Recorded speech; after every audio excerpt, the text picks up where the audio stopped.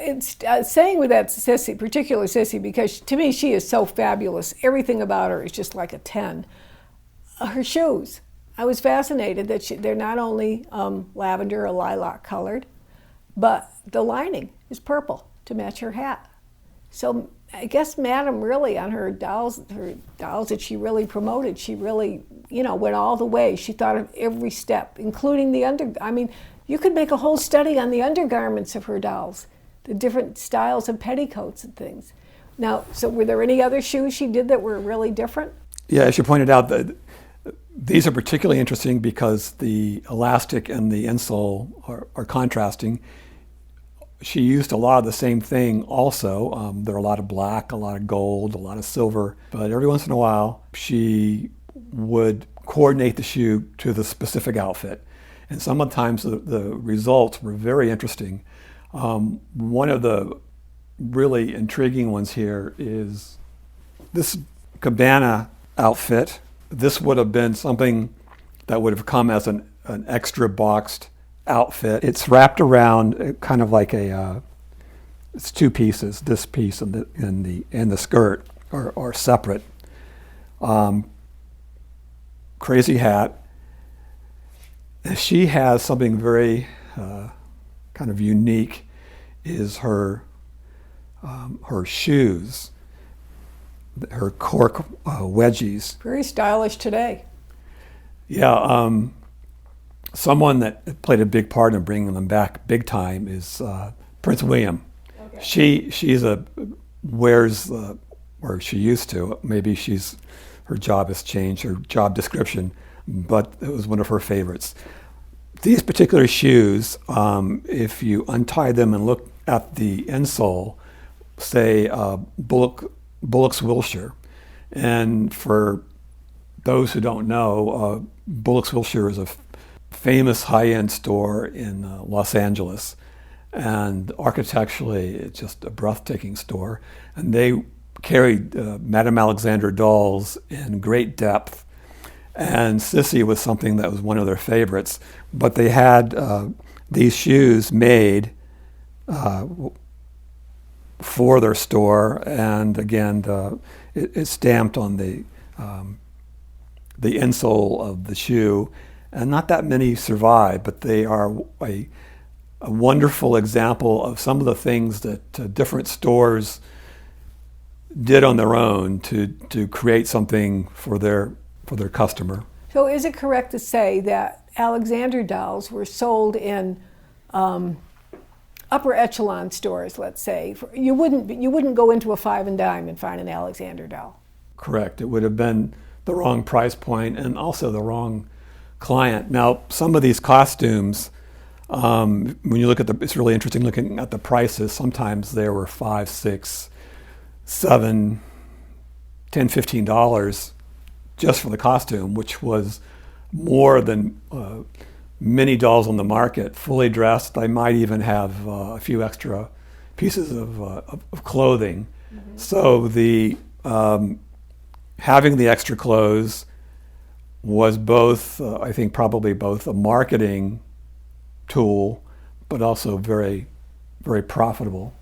So this was a little high profit picture for the Alexander company then, much as it turned out later to be for Mattel for Barbie. Was the doll itself, well, that was really important for Alexander always, but having the extra clothing line that they could sell, that was a big profit picture for them. And was it true that many of the dolls were offered in a particular clothing, but then there were many others that sometimes they were sold on a doll, but very often the only way you could have them was to buy the costume itself? Right. The one thing I constantly have to emphasize with Sissy, as far as Madame Alexander was concerned, is that she was a play doll. And in her little, when she has a wrist tag in the company advertising promotion, it's all about Sissy being a play doll. And it's a miracle so many survived as beautifully as they did. Right. Now, of course, later that changed when collectors came in the picture, but there are certain dolls that came in a boxed, what they call a box doll, came in a specific outfit. Quite often, it was a particular assigned hairstyle. Sometimes it was an absolute color that was assigned. An example is this bride. She's always a brunette. So, but there are other dolls that, or this doll, will always be in the same hairstyle. Sometimes the hairstyle color could have been whatever the doll was ordered in. Most dolls at the time were ordered as blondes because that was what little girls wanted to be, even if they weren't. So there are a couple shades of blonde. Most of them are a darker blonde. Another doll that would have come with an assigned color would be any of the queens. The queens always were done in Tosca, which probably had to do with Queen Elizabeth, or started out as Princess Elizabeth, but that was somewhat close to her own hair color. And the royal family was a real favorite for Madame Alexander in general, Sissy in particular, because every year Sissy was shown as both a bride and a queen. Here we have three really interesting examples of the Sissy Queen. One is a very rare Sleeping Beauty queen, but the one thing that they all have in common is they all have the Tosca hair color for their hairstyle. So again, Tosca color was something that was, at least for Sissy, was assigned to the queens. And the boxed outfits were almost a separate industry. They could use the remnants of fabrics that maybe started with the boxed dolls, and then those would go to make dolls for Sissy, maybe to make clothes for Sissy, maybe clothes for Elise and Sissette and the 8-inch dolls. But everything was all about being efficient. So you see that over and over and over, developing a business that's also efficient. But also quality, because she had, I know, I have heard, Rodney has told me so many stories about her interaction, let's call it her interaction with her husband, who was always the thrifty member of the family, Right. and was always saying, Beatrix, no, you can't do that, you can't do that. And that's going to cost too much money. And she would say, well, that's what we have to have. That's our brand. We are the quality company. Tell me about the bride in the middle with that incredible coronet. Yeah, this is one of the benchmarks of excellence and desirability, and as far as Sissy goes. That's a 1956 Lucille Ball. The doll was, the costume was based on a movie with Lucille Ball called Forever Darling. And if you've seen the movie, the wedding scene of the movie is the very, very beginning, and then it's over. However, Like many weddings. right. However, for those people who like fashion, it's a great movie for fashion of the moment, because they went all out on Lucille Ball's clothes, and she started herself as a fashion model because she was very tall, and as a young woman she was very thin, and she could wear clothes really well. So anyway, they translated the doll, did special unique makeup, which I don't think they've ever did again, which replicated Lucille, some of her It definitely has her features. look. Sure. And the one thing that's really interesting on this doll is she has her original additional hang tag. And I've never seen that before. Right. I always kind of wondered in the back of my mind, okay, is this just apocrypha that this is her, that people think this is her in the wedding gown? Because, you know, this is a kind of a story throughout all of the antique field of such and such a doll is a portrait of so-and-so. And, you know, and I kind of want to believe it because it's always romantic to believe it, but, you know, where's the meat? Show me the proof. And I've never seen that tag before. And to me, that was significant. Well, what happened? Why don't we see it very often? Well, there's a couple reasons. This is probably early in production because not too long after the doll hit the stores, they had to pull the doll because they didn't have any kind of licensing. And I don't know if probably the studio made a big fuss. So the remaining dolls. Imagine that.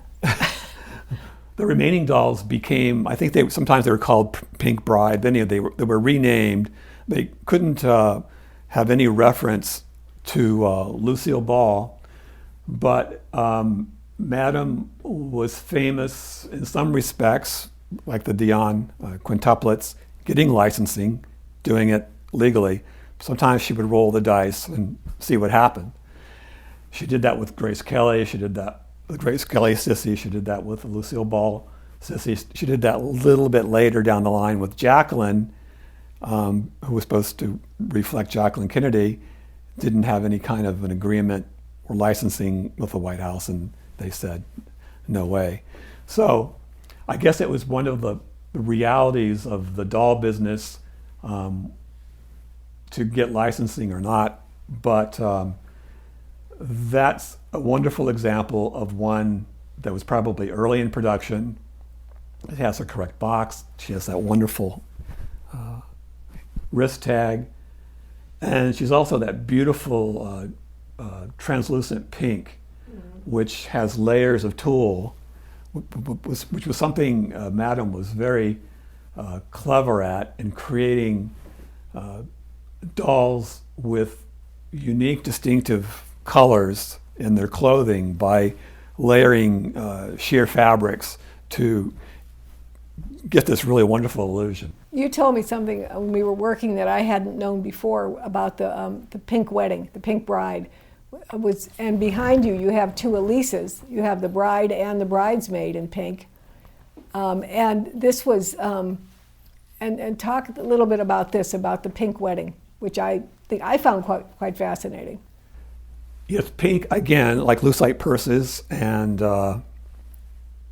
having the right hat, certain shoes. These were things that really were a fashion statement. And pink was huge. It became a huge thing. Even for a wedding gown. Right. It gave you something, a little bit of a twist, because you have to remember at the time, for a lot of young women, your wedding day was the one day you were a star, because there weren't too many options, career options, and being a bride, so your wedding became could become ultra important. But doing it in pink was sort of a twist, and but pink became a huge color in cars, in kitchen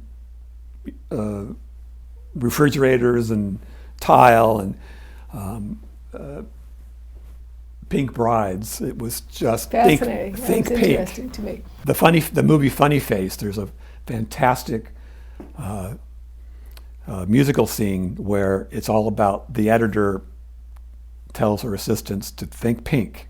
They're going to promote pink. Okay. And today it's little 5-year-old girls that like pink and then doesn't go too much beyond that. But I wanted to point this trio out because I thought it was another example of Madame's use of a fabric and a design that could be incorporated into her different size dolls. And by 1957, we were having, there was Sissette, and there was Elise, and there was Sissy, and there were all three of them. And she made the matching costumes for all three with the swing coats and then the matching box pleated dress underneath. And you were pointing out to me earlier when we were talking that was a kind of luxury thing she did by having box pleating. Do you realize how much extra fabric had to be used? So she wasn't looking to save money here by doing this. She wanted the ultra style of the time, and I personally loved the way these hats went with this little secret. You know, you'd see them from the front, they'd just be the white tam, don't fall over here, Elise. And then they'd turn around and walk away from you, and there was that smart little purple flower right on the side of the hat. It was absolutely, absolutely wonderful. You see where tying into that, she was very thoughtful on what a doll looked like from all angles. So sometimes the element of surprise was towards the back or to the side. It wasn't necessarily smack you in the face in the front, but that was something that she considered, is how you would see a doll coming and just going. like real people. Just like real people, exactly. Yeah. Whereas a lot of very, I'll call them fime a dime doll makers, they had to produce a doll at such a budget price that it was going to be on the shelf, and that's what you saw. Right. And that's what you would buy it from, and then you'd turn around and, well, very often the dresses weren't even buttoned in the back. I mean, I've seen the dolls that have come in this way. But to a child, this was their doll that they loved. So many reasons to buy a doll. We could go on talking forever. Is there anything else in particular you want to make sure? Oh my gosh. And do you know what? This is like 20% of the dolls in the collection. I mean, this is just a fragment of the dolls in the Trudy Butler collection. If you take the camera to another room, there's a whole... you would be shocked. This could be a week of... This is the catalog of her wonderful dolls, and everyone should have it to cherish forever, because I mean it, you could go decades before you will ever see another collection of this caliber. It's absolutely extraordinary. We all owe a debt of gratitude to her for having worked. This is a hard work to do, to assemble a collection like this. Bruce, thank you so much. This has been absolutely wonderful for me, and I know people could go on listening to you forever, but this auction is going to take place in 10 days, and we got to get this video out for people to see. And if they tune in at the time of the auction, they can watch live and listen to the audio video of the auction, and they can see every doll as it's brought up to the camera at that time. A day with Sissy. A day with Sissy. And Vinny and Sissette and Elise and all the others. So what people should do is get a couple friends over to your house, sit around, well, okay, all wear masks, and sit around the computer, 6 feet apart if your eyes are good enough, and enjoy talking and laughing and having fun. Thank you so much for tuning in and watching us, and we appreciate it. We'll see you all later. Bye-bye.